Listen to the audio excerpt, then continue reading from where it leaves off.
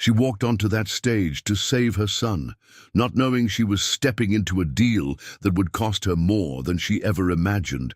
$1 million, one signature, one man who didn't believe in love, only legacy. But Sarah Miller was never part of his plan, and that's exactly why everything's about to change. Tell us which city you're watching this story from. If you enjoy stories like this, don't forget to subscribe. Hope you love this one. She had never worn heels that high. The sequins on her borrowed dress scratched her arms as she crossed, them trying to steady her breath. Sarah Miller had walked through 1,000 doors in her life, hospital waiting rooms, shelters, eviction courts, but none like the towering golden entrance of the Greywell estate. Inside, 100 murmurs filled the chandelier-lit hall like an orchestra of secrets. Every woman here knew what she was offering, but Sarah was the only one doing it for a 6-year-old boy who still thought monsters only lived under his bed. Ben. His name pulsed in her chest like a heartbeat. She had kissed him goodbye hours ago, hiding her shaking hands beneath a smile. "Just a little trip, baby," she had whispered. Her neighbor, Miss Loretta, promised to keep him safe for the night. Sarah prayed it would only be one night. The letter threatening her eviction stared at her from the kitchen table, mocking her every time she blinked. This wasn't desperation anymore. It was survival. The host appeared from the shadows like a magician. He wore a crimson suit, his teeth flashing with artificial warmth. "Ladies," he announced, "tonight your future changes." Sarah hated the way his eyes lingered. "You are not objects," he said with a smirk. "You are investments." One by one, women stepped onto the stage, each name followed by a number, each soul shrinking beneath a spotlight. When they called her Lot 14, Sarah Miller, her knees nearly gave out. The floor felt like glass. The lights blinded her. But she stepped forward, because to turn back now meant choosing to lose her son. She kept her eyes low, just as instructed, while whispers danced through the crowd. American, natural beauty, defiant posture. The auctioneer's voice slid across the silence like a blade. "We begin at 50,000. 500,000. The voice cut through the room like thunder. Gasps echoed. Heads turned. In the last row, a man stood, tall and still. Dark suit, darker eyes. His presence sucked the air from the room. Sarah dared to glance at him just once. His face was unreadable, sculpted in stone, yet something about the way he looked at her made her legs weaken. Not lust, not ownership, something colder. Purpose. 1 million, he said with finality. No counteroffers, no hesitation. The gavel struck like a gunshot. Sold. Sarah's feet moved before her mind caught up. Her hands trembled as she stepped down from the stage. The man met her at the edge, extending his hand without a smile. "James Anderson," he said. "We'll speak privately." She nodded, unable to form words. Her voice belonged to another version of herself, one that didn't sign contracts to give away pieces of her soul. James led her down a marble corridor, the silence between them humming with tension. He opened a door to a private study and gestured for her to sit. "There's a contract," he said, laying it in front of her. "You'll read it. You'll understand exactly what's expected. Then you'll decide." He didn't sit. He loomed. Sarah scanned the paper, her heart pounding. Medical examinations, fertility procedures, strict confidentiality. And then, upon successful delivery of the child, the biological mother will relinquish all rights and contact. Her throat closed. "You want a child, but not a mother." James's eyes didn't flinch. "Correct. I need an heir, not entanglements." Her voice cracked. "That's monstrous." "No," he replied calmly. "It's business." Sarah stood abruptly, but her knees wobbled. "And if I refuse?" He shrugged. "You already signed the pre-agreement to appear tonight. Backing out now would forfeit your compensation. You'd leave with nothing." Nothing. like the contents of her refrigerator, like the future she'd feared for Ben. Tears burned her eyes, but she refused to cry. She thought of Ben's laughter, of the way he said, "I love you," with his whole face. She picked up the pen. Her hand hovered. Her soul screamed. But her signature flowed like betrayal onto the page.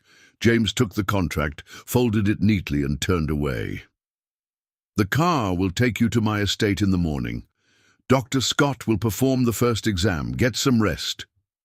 The door closed behind him. Alone, in a room that smelled like money and power, Sarah let the tears fall silently. Somewhere miles away, her son was dreaming. She hoped he never knew how far a mother would fall for love. Morning came like a silent judgment. The car that arrived wasn't just a car, it was a statement. Black, sleek and quiet as a whisper, it waited outside the cramped apartment building like it didn't belong.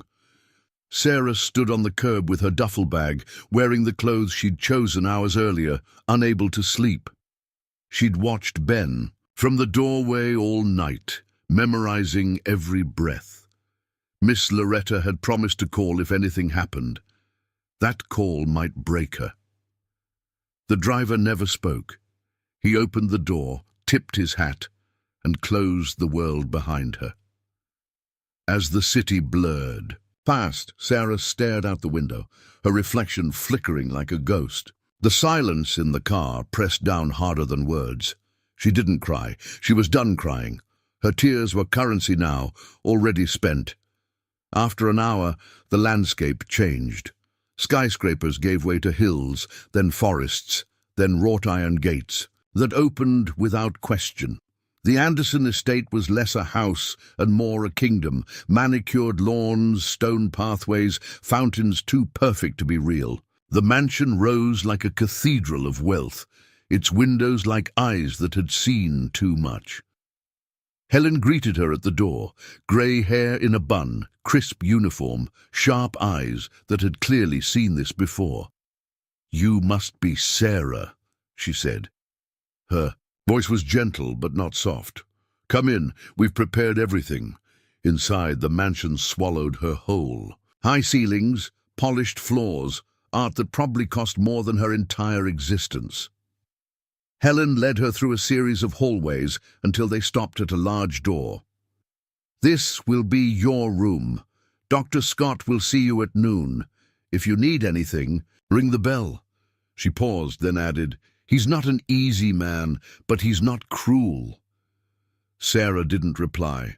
The room was bigger than her entire apartment. Pale curtains, soft bedding, a private balcony overlooking the lake. She touched the bed's silk cover like it might vanish. None of this was hers. She was a guest in her own story. Noon came quickly. Dr. Scott arrived with a briefcase and professional smile. "Ms. Miller," he said, "I'm here to conduct your preliminary examination. Nothing invasive today, just blood work and conversation." He moved efficiently, avoiding eye contact too long. Like this was routine. Like she was routine. After the exam, she wandered the halls. Every room whispered history, dustless and deliberate. A grand piano sat in the music room. She used to play in high school before everything fell apart. Her fingers hovered above the keys, but she didn't press them. The silence was sacred here. That night, Sarah sat on the balcony, arms wrapped around her knees. The wind tasted like rain.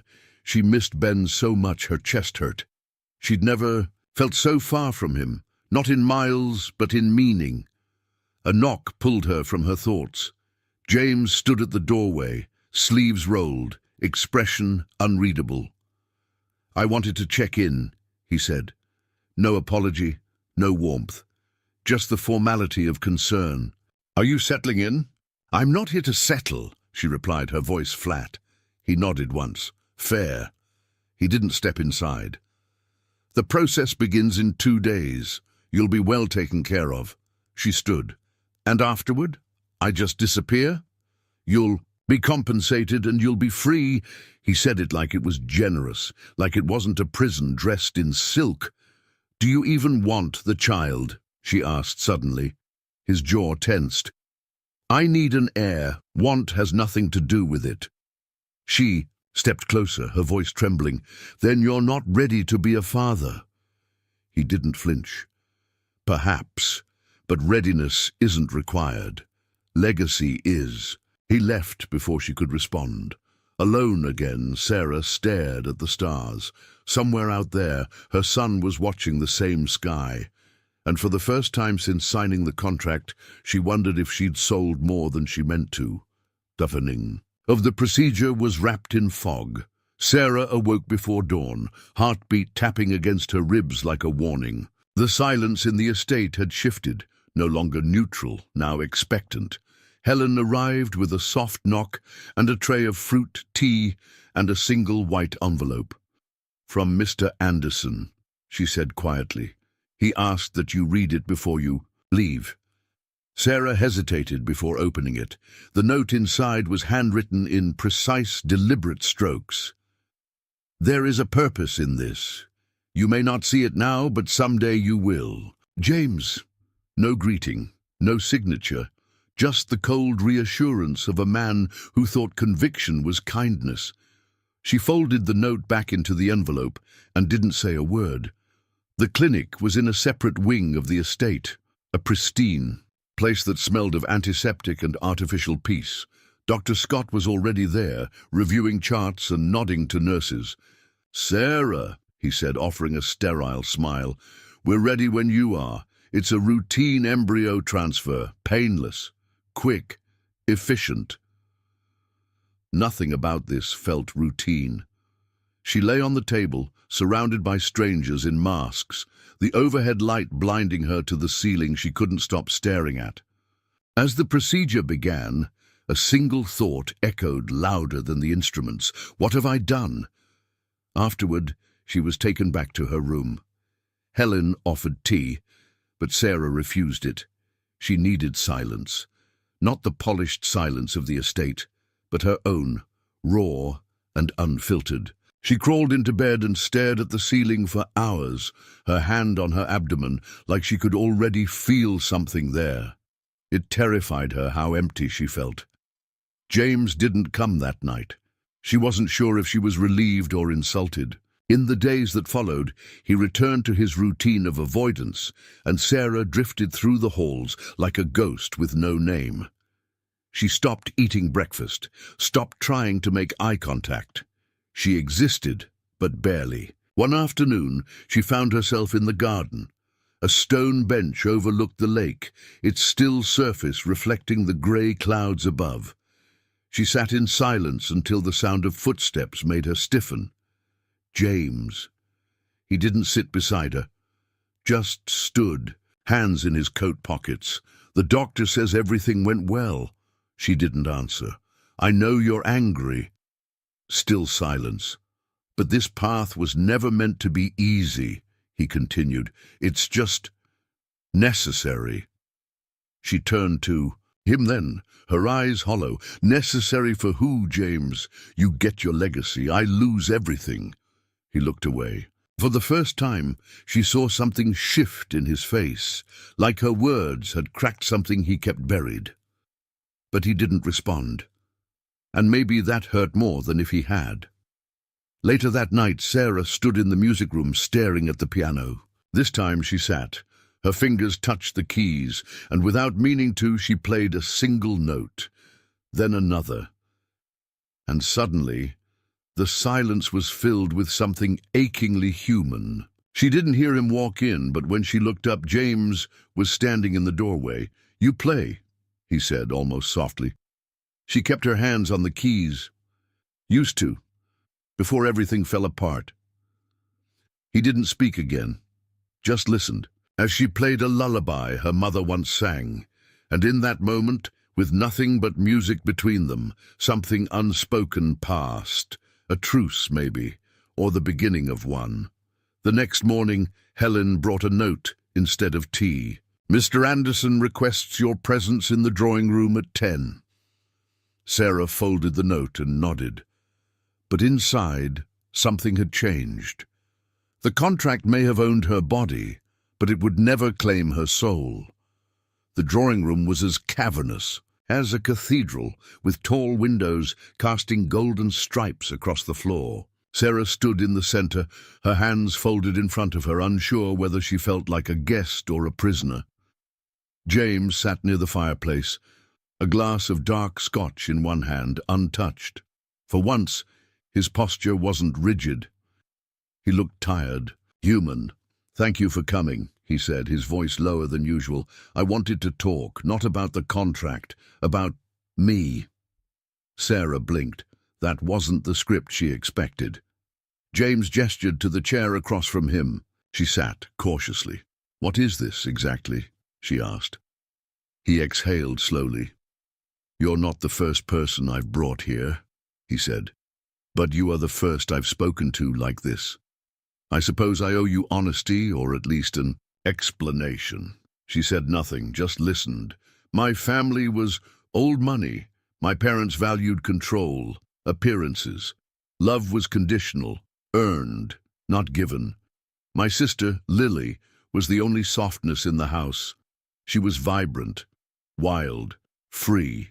His voice cracked slightly. "They hated that." Sarah leaned forward slightly, watching the pain flicker in his eyes. "What happened to her?" "She died 8 years ago. Overdose. Alone." He stared into the flames like they could erase the image. "I didn't even know she was using. I was too busy playing the dutiful heir, managing the company, maintaining the illusion." "I'm sorry," Sarah said quietly. James nodded, still not meeting her eyes. "After she died, I realized I had no one, no future, no family, just a title and assets. That's when I started the arrangement." He said the word with distaste. "Cold, controlled, predictable." "But not real," Sarah finished. "No," he admitted. "Not real." A heavy silence filled the space between them. For the first time, Sarah saw the cracks in his armor, not flaws, but scars. She recognized them because she carried her own. "I'm not just here for money, James," she said carefully. "I have a son. His name is Ben. He's 6. Smart, funny, kind. I've been alone since his father left when he was a baby. I did this because I had no other choice." James looked up, startled. "A child?" She nodded. "I didn't tell you, because I thought it would disqualify me, and maybe it should have.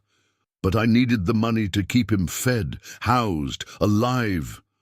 James stood, pacing the room, his face unreadable. "Why didn't you say something? Would it have mattered?" He didn't answer. When she left the drawing room, Sarah's hands were shaking. She had said more than she intended. And yet it felt necessary, like the truth had finally cracked through the scripted silence of their arrangement. That night, Sarah found a photograph on her nightstand. It was a black and white picture of a girl with wild curls and a wide smile. Lily. On the back, a note in neat handwriting. "She would have liked you." Sarah held the photo against her chest. For the first time since arriving, she felt seen. But trust is a dangerous seed. Once planted, it demands light. And somewhere deep in the estate, something still cast a shadow. Days passed, but the silence between them was different now. No longer thick with tension, but stretched thin with unspoken truths. Sarah resumed her long walks through the halls, the garden, the lonely balcony that faced the lake. Her thoughts often returned to that photograph of Lily and the note James had written. "She would have liked you." It wasn't a confession, but it was something fragile and unexpected, and she clung to it like a thread. James kept his distance, though Helen mentioned quietly one morning, "He's been asking the staff how you're doing. Not directly, of course, but he cares more than he lets on." Sarah didn't know what to make of that. Caring was dangerous. Caring made you believe in hope, and hope, in her experience, rarely stuck around. But the thought of it warmed. Something inside her she thought long dead. One evening, Sarah wandered into the library, a massive room of dark wood and forgotten knowledge. Dust motes danced in the sunlight like tiny ghosts. She ran her fingers across a row of books until one caught her eye. Wuthering Heights. She smiled. She'd read it in high school and hated Heathcliff. Now she understood him better. Love and pain sometimes grew from the same root. She pulled the book from the shelf and turned, startled to find James in the doorway. He didn't move, just watched her. "That was my mother's favorite," he said quietly. "She used to read it aloud when Lily was young. I hated it, thought it was nonsense." Sarah smiled faintly. "You were probably right. But sometimes we revisit what we hate because it reminds us of what we've lost." James stepped into the room slowly. "Is that what you're doing here, rewriting loss?" She shook her head. "I'm surviving it." They stood in silence, book between them like a bridge. Eventually he nodded toward a pair of chairs near the fireplace. "Stay. Read. I won't talk if you don't want me to." It was the kindest thing he'd said. That night became a routine. Every evening they sat in the library, sharing a quiet presence that felt safer than words. She read. He listened or worked silently. Occasionally their eyes met across the flickering firelight, and something passed between them. Acknowledgement, respect, the possibility of more. Meanwhile, Sarah's body began to change. Subtle at first, the heaviness in her chest, the fatigue, the odd craving for citrus. Dr. Scott confirmed it during a brief visit. "It's early, but promising," he said, scribbling notes. James didn't attend the appointment, but that night Helen delivered a tray to her room with lemon cookies and fresh orange juice. Sarah smiled despite herself. A few days later, she received a call from Miss Loretta. "Ben's fine," the woman said cheerfully, "but he's asking about you more. I think he's starting to realize time feels longer now." Sarah bit her lip to keep from crying. "Tell him I'll be home soon. Tell him I'm working on something important." She hung up, wondering if that was a lie or the truth. That night in the library, Sarah finally broke the silence. "Do you believe people can change?" James looked up from his book. "I believe pain changes them, whether for better or worse. Depends on what they do with it." She nodded, folding her hands. "Ben changed me. The moment he was born, I became someone I didn't recognize. Stronger, desperate, brave, I guess." James listened. "That kind of change is rare and real." He leaned back. "Maybe I'm trying to find that too." The next day, she found a small box outside her room. Inside, a photograph of the lake, framed in oak. A note tucked behind it said, "For when you miss home." Her heart clenched. It wasn't grand. It was quiet, thoughtful, and she hated how much it meant.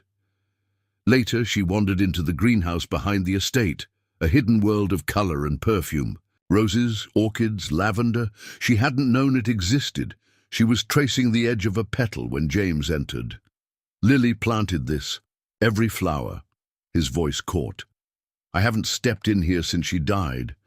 Sarah turned, startled by his vulnerability. "It's beautiful," he nodded. It was hers. Everything that felt alive in this house came from her. A beat.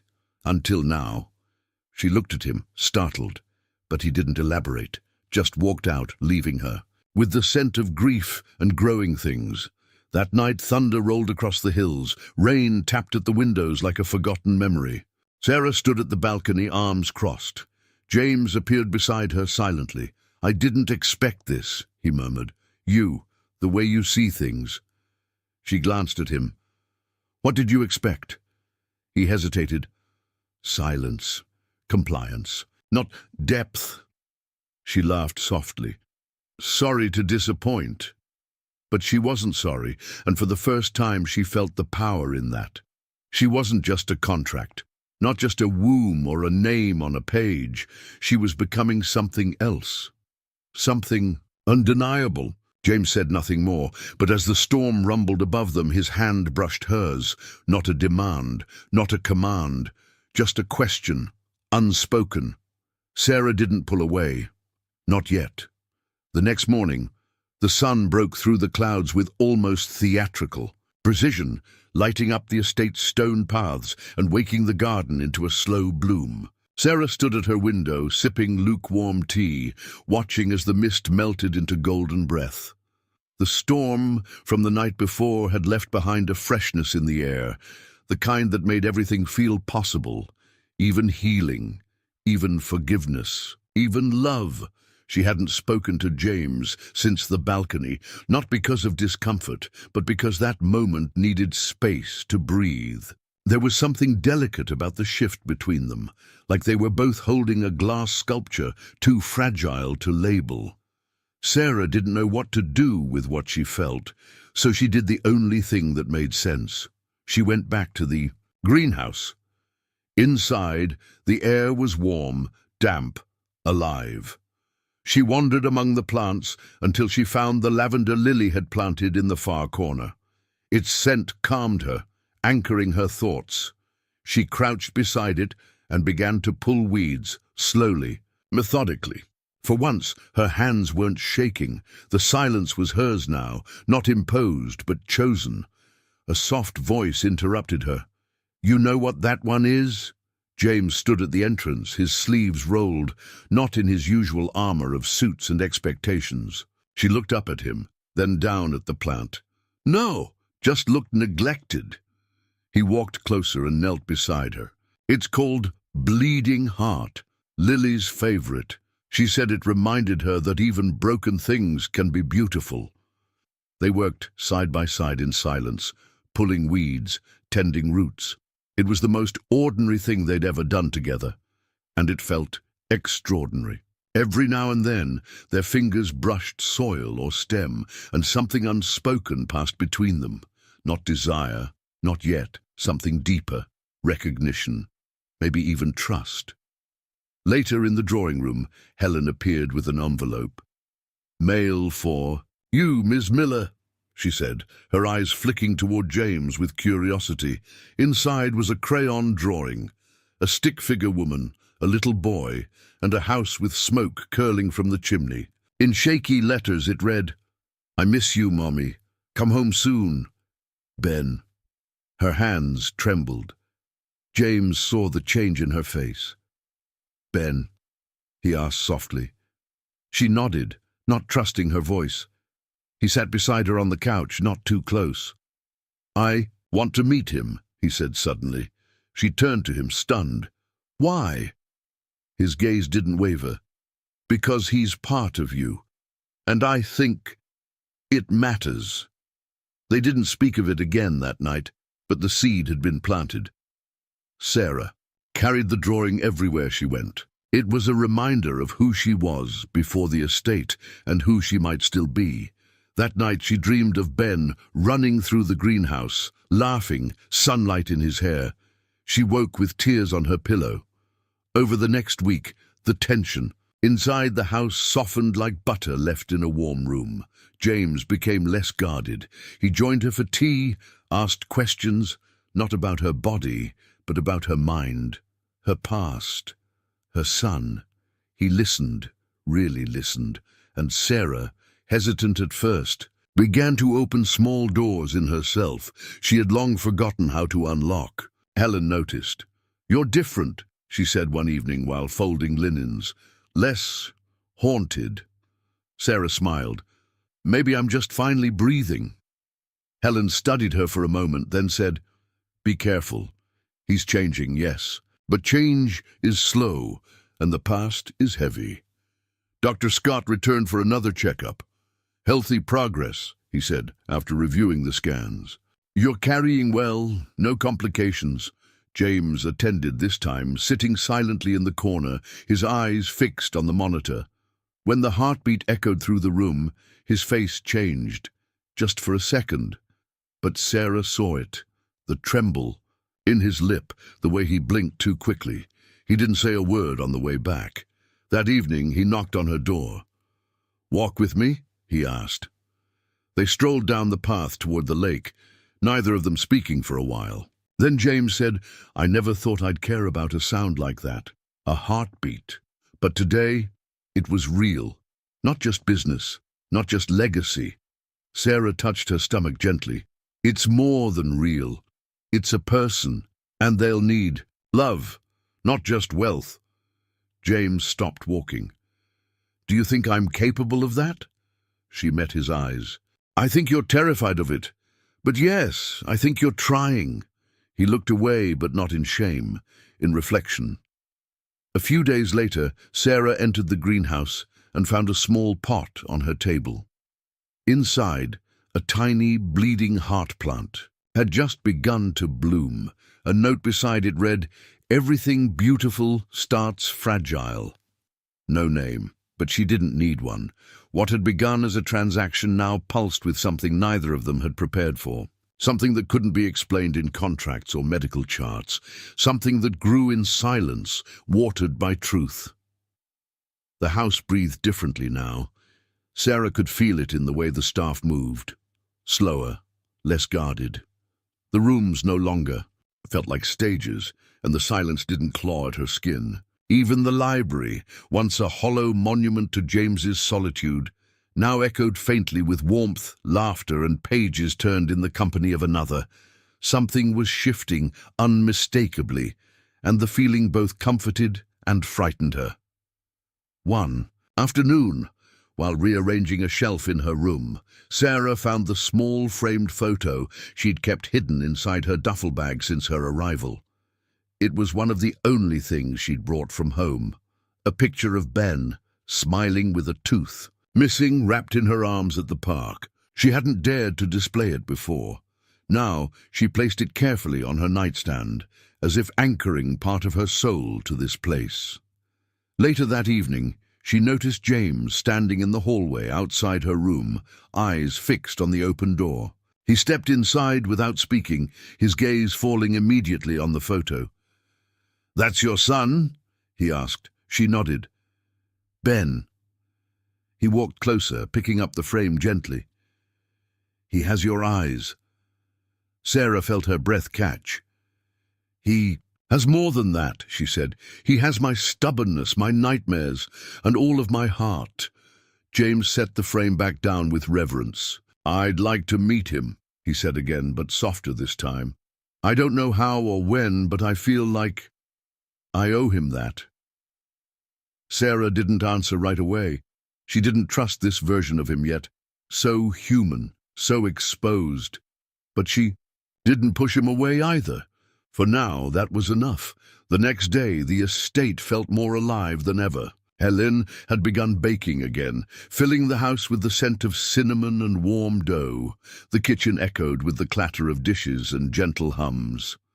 Sarah helped her knead the dough, sleeves rolled up, laughing when flour dusted her nose. Helen watched her for a moment, then said, "You remind me of someone he used to be, before the world took too much from him." Sarah looked up. "Do you think he can get that version back?" Helen smiled sadly. "Only if he believes he deserves it." That evening, James brought a chessboard to the library. "Play?" he asked. She raised an eyebrow. "You don't strike me as someone who plays for fun." He smirked. "I don't. I play to understand people." She laughed. "Then prepare to be confused." They played until midnight, neither winning, both refusing to give up. It wasn't about the game, it was about learning how to be present. The following morning, a package arrived for Sarah. Inside, wrapped in tissue paper, was a sketchbook. The first page was already filled. A charcoal drawing of her and Ben at the park. She gasped, touching the soft lines. "I found the photo." "Again," James said from the doorway. "I wanted to see it through your eyes."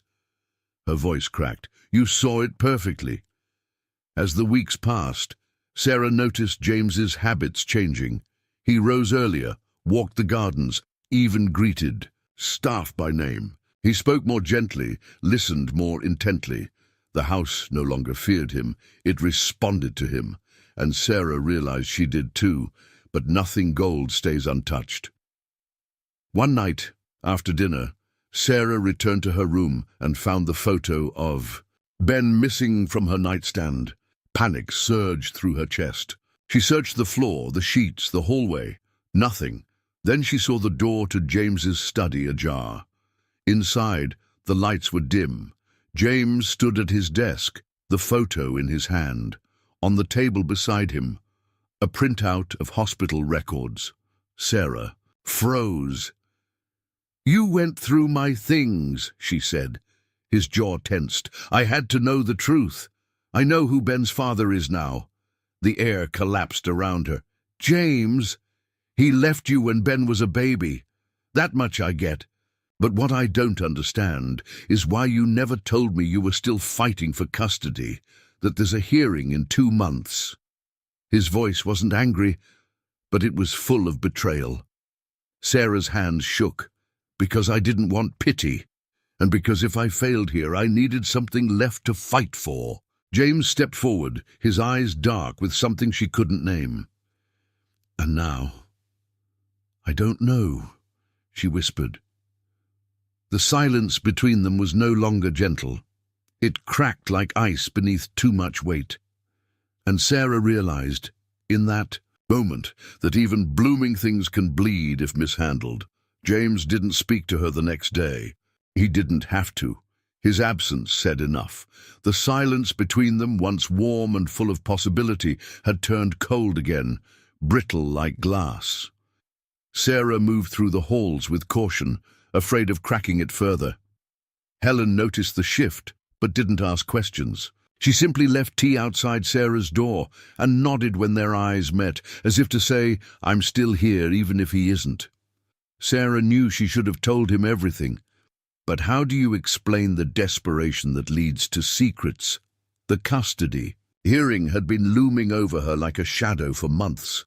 Ben's biological father, now clean, employed, and suddenly interested, had petitioned for partial custody. She hadn't told James because she feared it would make her look unstable, unworthy, weak, and now that very omission had built a wall between them. That evening, she found herself in the greenhouse again. The bleeding heart had grown since she last touched it. She knelt to check the soil, her mind swirling. Behind her, she heard the door creak open. James stood in the entryway, but he didn't speak. She didn't rise. "I thought if I kept some things for myself, I'd still belong to my old life," she said. "But maybe I don't." He stepped inside slowly. "You do," he said. "But you also belong to this one now, and pretending otherwise only hurts both." She turned to look at him.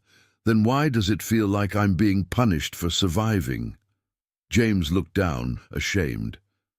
"Because I still don't know how to love someone who doesn't follow the rules I built to feel safe." They stood in silence until Sarah finally asked, "Do you think I'll lose him?" James answered without hesitation, "No. You're the kind of mother who'd walk through fire barefoot if it meant keeping him warm." She blinked hard, trying to steady herself. "And if I do lose him?" James stepped forward. "Then I'll help you start again." That night, he brought her a box. Inside, legal files, custody research, and a contact card. "This lawyer is the best in family cases," he said. "She'll meet with you tomorrow morning." Sarah stared at the papers. "Why are you helping me?" James looked away. "Because I think I care about what happens to you more than I wanted to admit." The lawyer, Ms. Raymond, arrived promptly the next morning, poised, sharp, efficient. She reviewed Sarah's case for an hour and then said, "You have a fighting chance, but it'll depend on character witnesses, environment, financial stability. Right now, you're a guest. You need to look like a provider." Sarah sat up straighter. "Then I'll become one." James didn't interrupt, didn't dominate the meeting. He listened, let her speak. It was the first time someone had stood beside her without trying to speak for her. That night, Sarah sat at the piano, fingers drifting into a soft melody. James entered quietly and stood behind her. "You're stronger than anyone I've ever met," he said. She didn't reply, just played until the notes became a promise. Later, they walked through the garden. Sarah turned to him. "Do you regret any of this?" He hesitated. "Only the time I wasted treating you like an agreement instead of a person." She nodded. "And you?" he asked. She thought for a moment. "I regret thinking I had to do this alone." The next morning brought news from the lawyer. Ben's father had filed for full custody. His legal team argued Sarah's unstable employment and absence were proof she was unfit. Sarah read the documents with trembling hands. "He's trying to erase me," she whispered. James put his hand over hers. "He won't. Not while I'm here." James met with Helen privately that evening. "Would you testify for her?" he asked. "If it came to it?" Helen didn't hesitate. "I've watched her become the most human part of this house. Of course I will." James nodded, and for the first time in years, he felt like he was fighting for something that mattered more than legacy. Sarah called Ben that night. His voice filled the room like sunlight. "Mommy, guess what? I drew you a rocket ship. It goes to the moon." She laughed through tears. "That's amazing, baby. Save me a seat, okay?" "Always," he whispered. After the call, Sarah went to the library and found James there, staring into the fire. She sat beside him and whispered, "Thank you." He turned to her, his expression softer than she'd ever seen. "I don't want to be just someone who helps. I want to be someone who stays." For the first time, she let herself believe it might be possible. That this place, this man, this strange and fragile life could become a home. But outside the estate walls, the world was preparing for war. And Sarah knew the fight for her son hadn't truly begun. James stood in the doorway of the guest wing, arms crossed, eyes distant. Beside him, Sarah hesitated, unsure if she should speak. The room was empty, just 4 white walls, a window with a view of the lake, and silence. "I want this to be his," James said finally. "Ben's room. We'll fill it with whatever he loves." Sarah felt the wind knocked from her lungs. "You're serious?" He turned to face her. "He deserves more than visits and voicemails. If he's part of your life, then he's part of mine." The declaration was simple, but it landed with the weight of permanence. Sarah blinked rapidly, absorbing what this meant. "He likes blue, space stuff, and stuffed animals he pretends are warriors." James smiled faintly. "Noted." Over the next few days, the room transformed. James ordered custom shelves for books and toys. Sarah picked out soft bedding with constellations. Helen added cozy touches, pillows, curtains, even a nightlight. As each item arrived, the sterile space took on life. It felt like they were building something neither had ever truly had, a future shaped by intention, not necessity. James didn't micromanage. He supported. He asked Sarah what Ben liked to eat, how he slept, what stories comforted him. "You're asking the right questions," she told him one evening. He shrugged. "I'm trying to learn. I was never told what a real father looks like, but I know what one shouldn't be." Sarah stared at him, heart aching with empathy. "That's already more than most." Meanwhile, the lawyer worked behind the scenes. "We've scheduled a pre-hearing interview," she told Sarah. "You'll need to show not just love, but stability, security, a place that feels permanent." Sarah glanced toward the window, where Ben's new room waited like a promise. "I'm working on it." The day the room was finished, Sarah stood alone in the doorway. A small bookshelf now held Ben's favorite titles. A blanket with stars was folded neatly at the foot of the bed. On the desk, a framed copy of his drawing, the one he sent her weeks ago, rested like a symbol of how far she'd come. James appeared behind her. "You did this," he said, "not just for him, for yourself." She looked up at him, eyes full. "I didn't know I had it in me." He reached out and gently touched her wrist. "That's what love does. it grows. Things you thought were dead. For a long moment they didn't speak, but they didn't need to. The next morning brought a new shift. James received a call from a contact inside the court system. Ben's father had submitted new evidence, letters Sarah had written while struggling financially, describing her desperation. The lawyer warned, they're painting her as unstable, emotional, unfit. James's jaw clenched. Then we show them who she is now. Sarah didn't cry, not this time. Instead, she marched to the piano and began to play, fiercely, beautifully, every note a memory, every pause a scar. James sat nearby, silently watching, his hand gripping the arm of the chair. When she finished, she turned and said, "Let them come. I won't break again." 2 days later, James surprised her with something unexpected. "We're going away for a weekend," he said. "Just you, me, and Ben. Somewhere quiet, somewhere real." Sarah blinked.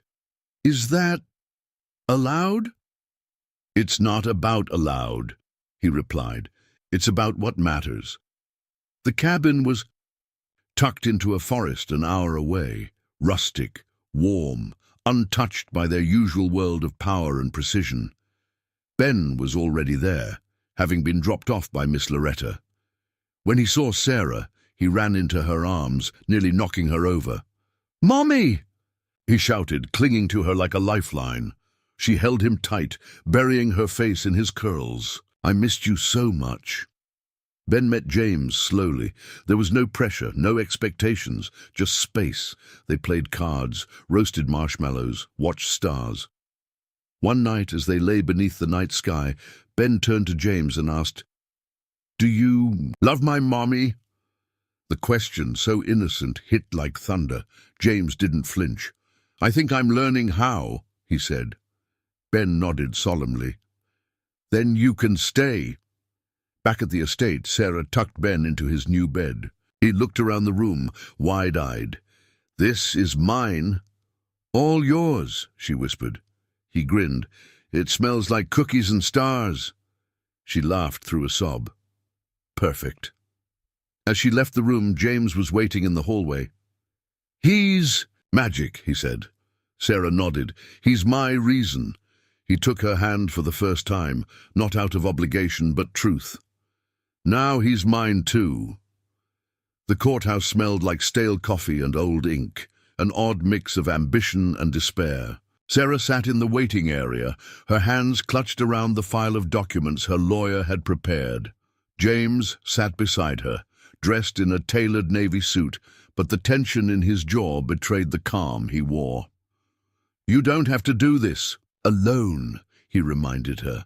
She nodded, but the truth was, every part of her body felt like it was preparing for war. Ben's father entered minutes later, flanked by a thin-lipped attorney and the kind of confidence that only came from winning. Things he never earned. He didn't even glance at Sarah. That stung more than she expected. Their history wasn't just broken, it was erased. The judge called them in, and Sarah stood up, legs steady despite the storm in her chest. James gave her a look. "No matter what happens," he whispered, "we've already won something." Inside the courtroom, it all felt smaller than she imagined. No drama, no theatrics, just a wooden bench, a gavel, and a person in robes asking questions that could alter her life. Her lawyer spoke first, firm, clear, controlled. She outlined Sarah's work with support from the estate, her improved finances, the room prepared for Ben, and her active role in his upbringing. When she finished, even the judge seemed to nod in appreciation. Then it was the father's turn. His lawyer painted a different picture, one of instability, abandonment, and emotional volatility. She read aloud the letters Sarah had written during her darkest days. "These are not the words of a fit parent," the lawyer said, her voice cold. Sarah didn't flinch, though her heart cracked. Those letters were never meant for court. They were cries into the void, never meant to be ammunition. The judge looked at Sarah. "Would you like to respond?" Her voice trembled, but only at First, yes, I wrote those letters. I was scared and alone and desperate, but I never stopped fighting for my son, not once. Those words don't show weakness. They show love that refused to give up. The room fell silent. James stood. Next, the judge raised an eyebrow. Mr. Anderson, you're not legally involved in this case. James nodded. Not legally, no, but emotionally, entirely. He described Sarah's strength, her commitment, and how he'd watched her become the backbone of a home he once thought lifeless. She didn't just survive, she transformed, he said, and so did I. Then came the unexpected.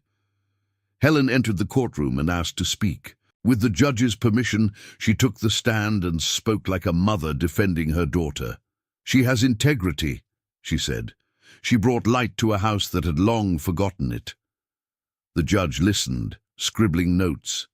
Sarah watched, stunned. She hadn't asked Helen to come, but there she was, fierce, loyal, undeniable. As the hearing ended, the judge said the decision would be delivered within 72 hours.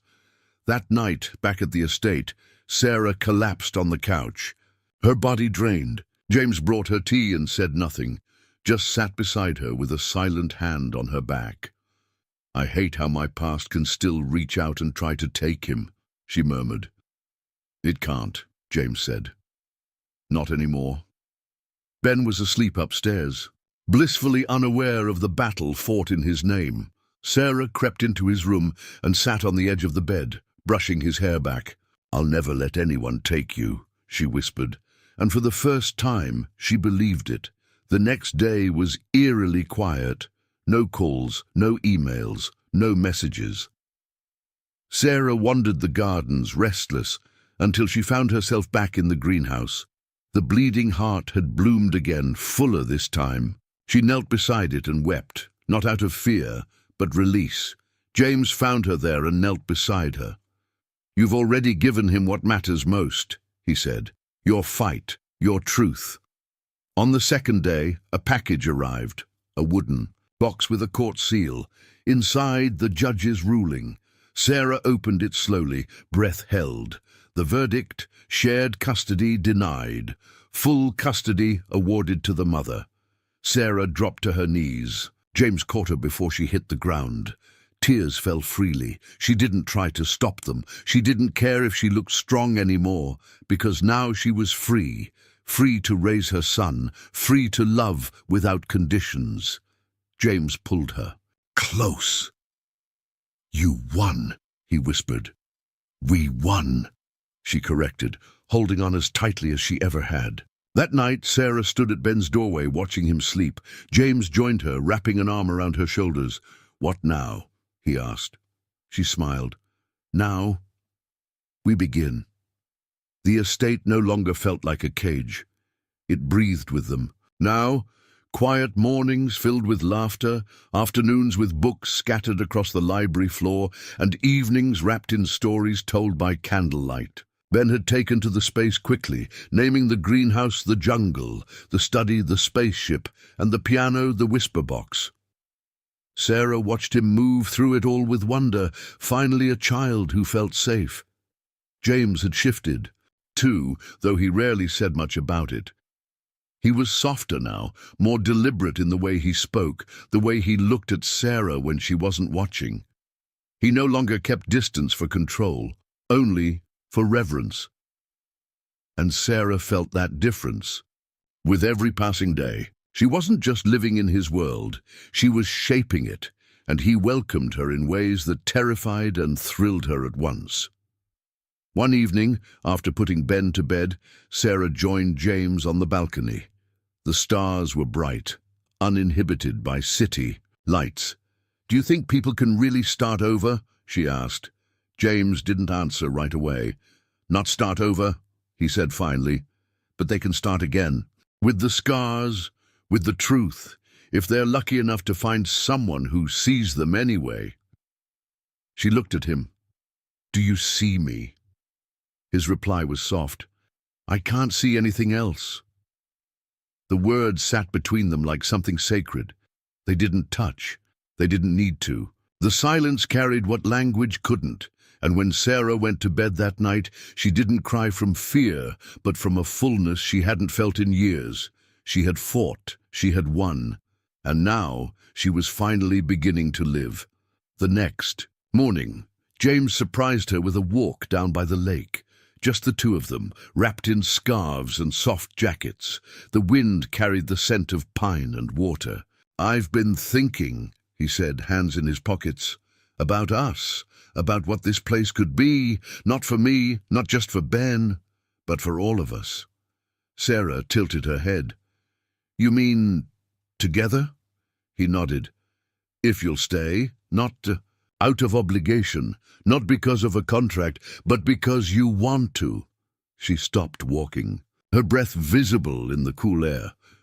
"I never wanted this life," she said, "but I want what it's become, with you." He stepped closer, searching her eyes. "Then stay. Let's make this home, not just a place, but a choice." Later, that afternoon, Sarah found Ben building a fort in the living room. "Is this your castle?" she teased. "No," he said, serious. "It's our home base, you and me, and maybe James too, if he wants to be part of our team." Sarah smiled, ruffling his hair. "I think he does, baby. I really think he does." That evening, James joined them on the floor of the fort. Pillows, blankets, flashlight shadows on the walls. They told silly stories, ate popcorn, and let time disappear. Sarah looked at him across the pile of toys and whispered, "You're doing it." He raised an eyebrow. "Doing what?" "Becoming someone's safe place." The next morning, a letter arrived from the board of James's company. It was blunt. Concerns about his distraction, his emotional investment, rumors about the woman and child in the mansion. Sarah saw the way he held the letter like it was something venomous. "They don't like change," he said. "But I do, and I won't apologize for it." Sarah watched him carefully. "What will you do?" He folded the letter neatly. "Exactly what I want to do, for once." That evening, he called a meeting with the board. When he returned, hours later, he found Sarah in the greenhouse. "I resigned," he said simply. "I built that empire to impress ghosts. I'd rather build a life now, for the living." She walked to him slowly. "You gave it up?" He shook his head. "I traded it for something real." Their eyes locked. There was no distance left. He reached for her, not as a man unsure, but as one finally whole. And she didn't hesitate. That night, they lay together for the first time.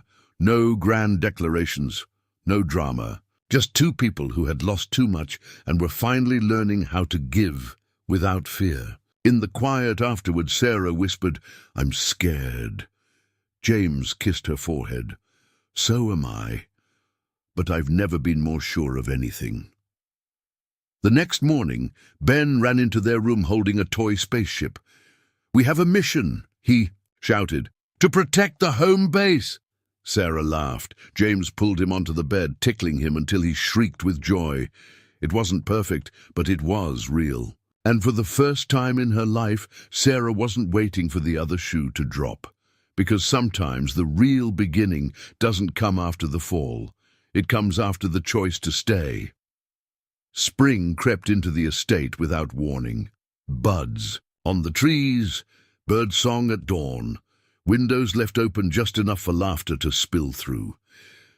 Sarah moved through the days with a quiet joy, like someone learning to trust gravity again. James spent his mornings with Ben, teaching him chess and the art of thoughtful silence. At night, Sarah and James fell asleep entangled in stories and the rhythm of a house that finally felt like it belonged to all of them. But peace never comes without its shadows. One morning, Sarah found a letter addressed to her in her old name, Sarah Miller. Inside was a formal invitation, a memorial service for her estranged mother who had passed away quietly in another state. Sarah stood frozen in the hallway, fingers trembling over the envelope. She hadn't spoken to her mother in 5 years. They'd parted on harsh words and broken trust, and now there was nothing left to fix. James found her sitting on the edge of the bed, unread letter in hand. "Everything okay?" She looked up. "My mother died." He said nothing, just sat beside her.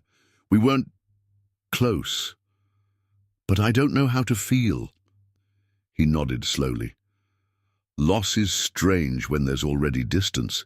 It leaves guilt behind instead of grief." She exhaled, grateful for his understanding. That weekend, she flew alone to the small town where her mother had lived. James stayed with Ben at the estate, giving her the space to face the past on her own. The service was small, barely 10 people. A neighbor told her, "She used to talk about you. She kept your school pictures on the fridge." Sarah nearly collapsed under the weight of that sentence. She returned home changed, not broken, not healed, just rearranged. James welcomed her. Without words, just held her tighter that night, as if he could feel the things she wasn't ready to say. And Ben, sensing something different in her, hugged her 3 times in one morning, whispering, "I'm glad you're back, Mommy." A few days later, James invited Sarah to join him in his mother's old room. It had been locked since she arrived, sealed off like a relic. But now he opened the door slowly, revealing a room frozen in time, floral wallpaper, a perfume bottle. On the dresser, a half-finished knitting project in a wicker basket. "I haven't stepped in here since she died," he said quietly. Sarah walked around the room carefully, touching nothing. "Why now?" James looked at her. "Because you're the first person I trust to witness it." She paused by the window. "She must have loved you." He gave a sad smile. "She did. In her way. But her love came with conditions. Yours doesn't." Later that evening, James handed her a folded piece of paper. "I've been working on this," he said. "It was a proposal, not for marriage, but for legal guardianship. If something ever happened to me, I want you to have full rights over everything, the house, the inheritance, Ben's future, the baby's future." Sarah read it in stunned silence. "You're trusting me with everything," she whispered. "You already carry everything," he replied. "I'm just acknowledging it." That night they sat by the fireplace, Ben asleep upstairs. "You know," Sarah said softly, "I never believed I'd feel safe again. Not with a man. Not with the idea of a home." James stared at the fire. "And I never believed I could. Love without control.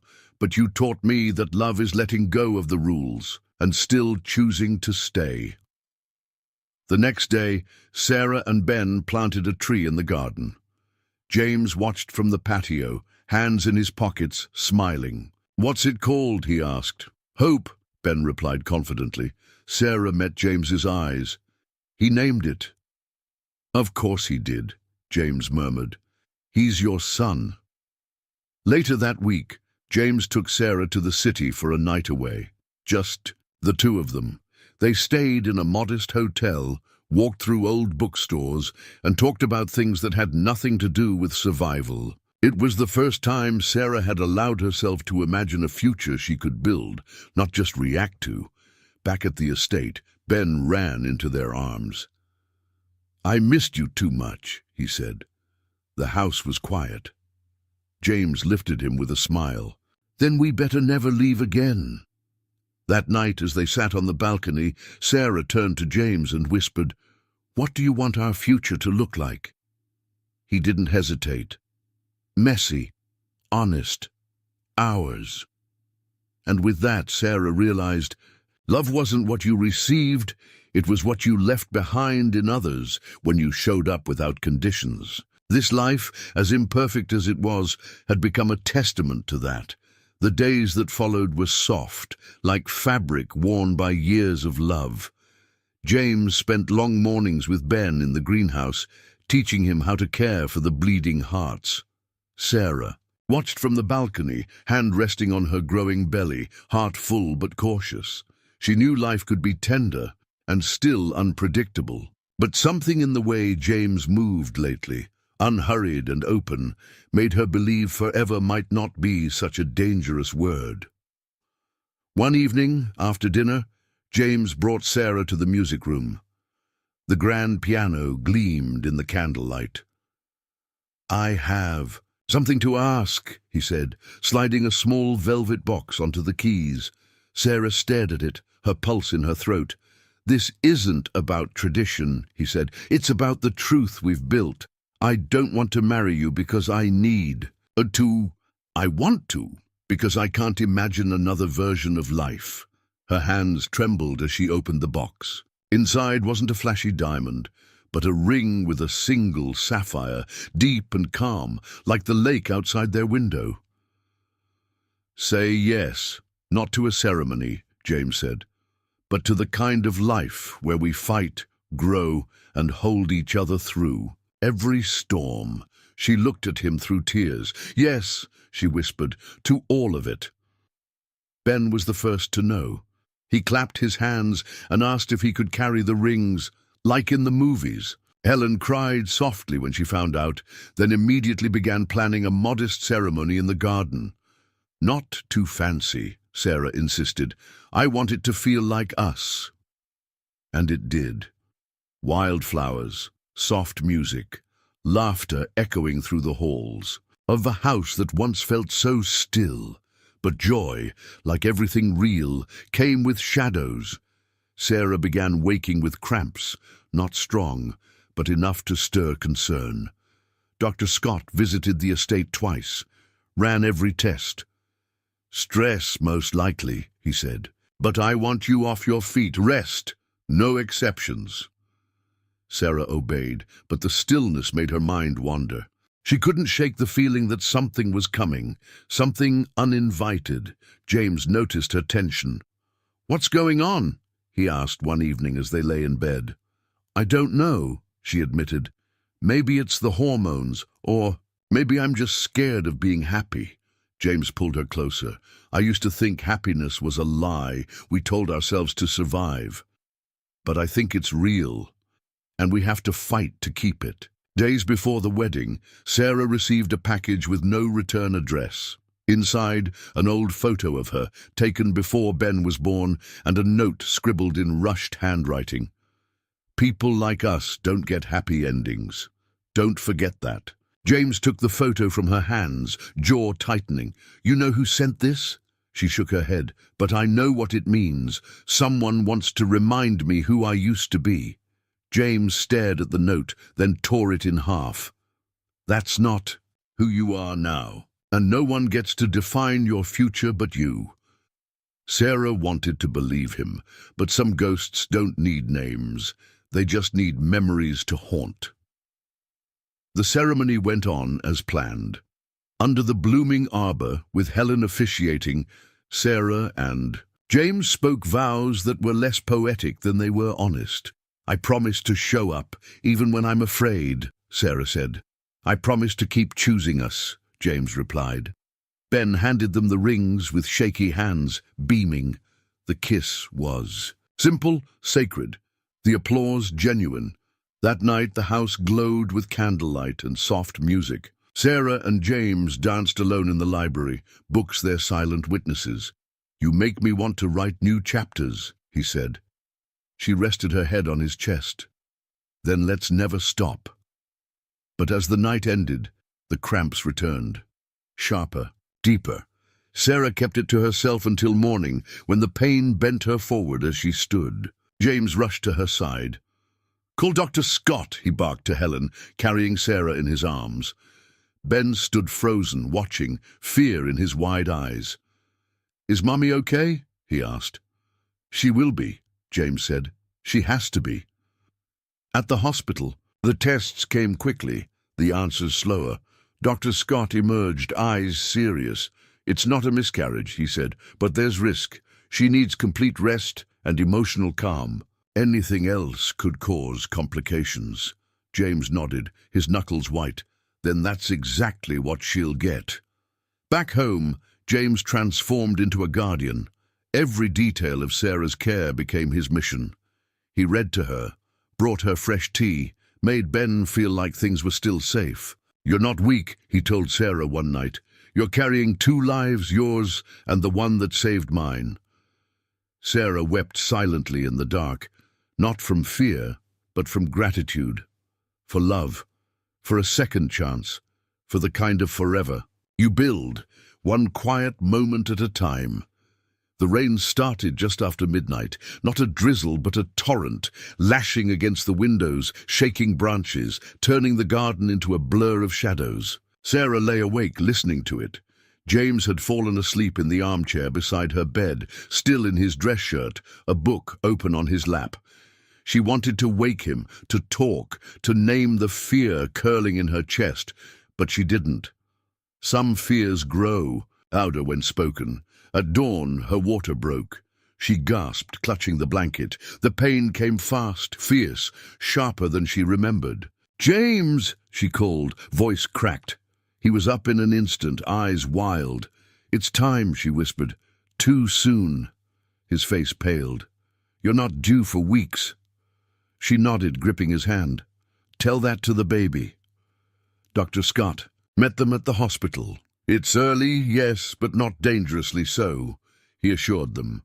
"You're strong, Sarah. So is the baby. We'll take it step by step." James refused to leave her side, wiping her forehead, whispering encouragement. "You're doing this," he kept saying. "You're not alone." The labor was long, the contractions relentless. Hours passed in a haze of pain and breath and the soft hum of machines. James never left, never flinched. When Sarah finally screamed through the last push, a cry rang out, tiny, powerful, alive. A nurse wrapped the baby in a warm blanket, smiling. "It's a girl," Sarah sobbed, body shaking. James kissed her forehead, voice cracking. "She's perfect." They named her Lily. The baby slept between them in the recovery room, tiny, hands curled like promise. James stared at her, eyes wet. "She looks like you," he said. "She saved me," Sarah whispered. "No," he replied. "You did that first." Outside, the storm had passed. The sun rose over the lake, casting golden light through the windows. Ben arrived hours later, holding a handmade card. He tiptoed to the bassinet and peered inside. "She's small," he whispered. "She's strong," Sarah said. Ben nodded solemnly. "I'll protect her." James smiled, lifting him onto the bed. That's what big brothers do. For the first time, they were all together, messy, tired, complete. Back at the estate, a quiet celebration unfolded. Helen had decorated the hallway with white lilies. The staff greeted them with applause, discreet and heartfelt. James held the baby like something sacred. "You've changed, sir," Helen told him. "We all see it." He nodded. "I finally stopped hiding. But peace has its price." That night, while Sarah slept, James received a call from his old legal advisor. "There's a clause in the board's agreement," the man said. "They're challenging your guardianship transfer. They claim emotional compromise. They want the estate re-evaluated." James's heart dropped. "They want to take it back? They want to dismantle what you built to punish you for what you've chosen." James didn't wake Sarah. He couldn't. Instead, he spent the next few days quietly preparing. Meetings, calls, strategy. When Sarah noticed his absence, he brushed it off, just tying up loose ends. But she saw the shadow in his eyes. "What are you hiding?" she asked one night. "Nothing I won't beat." The hearing came quietly, behind closed doors. James stood before the board, not as a businessman, but as a father, a husband, a man reborn. "If my fortune threatens my family," he said, "then it's not worth keeping. You can have the titles, the stocks, the seats, but not my life. That belongs to them now." To everyone's surprise, the board relented, maybe out of fear, maybe out of awe, maybe because some truths can't be bought. James walked out free, not just of their control, but of the man he used to be. When he returned home, Sarah met him at the door, baby in her arms. "You look different," she said. "I left the last piece of my old life behind," he replied, "and I don't miss it." They sat by the fire that night, Lily asleep on Sarah's chest, Ben curled beside James. "We've been through storms," James said, "but I think this is our sunrise." Sarah smiled, resting her head on his shoulder. "Then let's never look back, because the future wasn't waiting anymore. It had arrived, tiny, breathing, wrapped in love." 1 month later, the estate bloomed in ways it never had before, not just with flowers, but with life. Laughter in the halls, toys scattered in corners, lullabies hummed through quiet rooms. Sarah walked the garden path with Lily bundled against her chest, her steps slow and peaceful. Every leaf, every breeze felt different now, not borrowed, not temporary, hers. James had begun renovations to the East Wing, converting it into an art space for Ben. "He sees the world in pictures," he told Sarah. "He needs a place to make them real." Ben had drawn a portrait of their family, a stick figure James with big shoes, Sarah with a glowing belly, Lily in the sky, and himself holding a flag. At the top, he wrote, "Team Always." One afternoon, James invited Sarah into his office. "There's something I haven't given you," he said, holding out a folder. Inside was a notarized document, legal adoption papers. "For Ben," he said, "if you'll allow it." Sarah covered her mouth, tears welling. "You want to be his father?" James nodded. "I already am. This just makes it real in every way." The adoption day came quietly, just as they wanted. A simple ceremony, signed in ink and sealed with hugs. Ben wore a blue tie and said, "This is my favorite day ever." Afterward, they returned home to cake and music. No cameras, no press, just love. James tucked Ben into bed that night and whispered, "You saved me too." In the following weeks, Sarah began writing again, something she hadn't done since. In college, short stories mostly, about courage, about children who tamed dragons and mothers who walked through fire. James read every word, printing them and storing them in leather-bound notebooks. "Your voice matters," he told her, "not just in this house, but out there." Helen, too, seemed lighter. She often sat with Lily in the mornings, humming songs from her childhood. "She's going to be stubborn," she said once, smiling. "And brave, like her mother." Sarah touched her shoulder. "And wise, like her family." Helen kissed the baby's forehead. "We were all waiting for her. We just didn't know it." One morning, a letter arrived. It was from Lily's namesake, the charity branch James had quietly launched after leaving his company. The Lily Foundation, protecting children, honoring lost sisters, and funding safe motherhood around the world. Sarah read it 3 times. "You built this?" she asked. "We did," James said. "Together."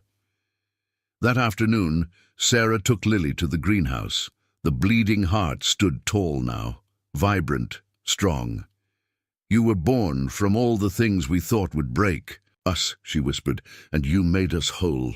As if understanding, Lily cooed softly, tiny fingers grasping the petals of a future she would never have to fear.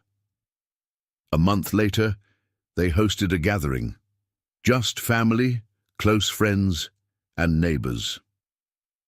Sarah stood in front of the group, Lily in her arms, and gave her daughter a full name, Lily Grace Miller Anderson. "For what we lost," she said, voice steady, "and for what we found, for the grace that brought us here, and the name that will carry us forward."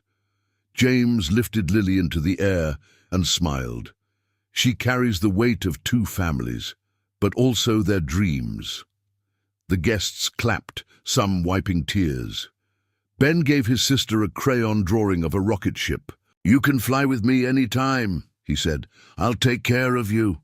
She giggled in reply. That night, the family sat on the grass by the lake, watching fireflies spark the sky. You ever think about what comes next? Sarah asked. James took her hand. Only every day. She leaned her head on his shoulder. Then let's not waste it. Let's build a world where no one feels forgotten. As the stars blinked awake, Sarah whispered, "Do you still think love is fragile?" James looked down at her, Lily in his lap, Ben curled at his side. "No," he said. "Love is resilient. Love is choice. And it begins again every single day." In the quiet that followed, they didn't need to say more, because they had already written their ending. And the best part, it felt like a beginning. She sold her future to save her son. But what did he really buy? A contract signed in desperation, a life forever changed. Would you have made the same choice? Drop your city in the comments. Let us know where you're watching from. And if stories like this stay with you long after they end, hit that subscribe button. There's so much more to come.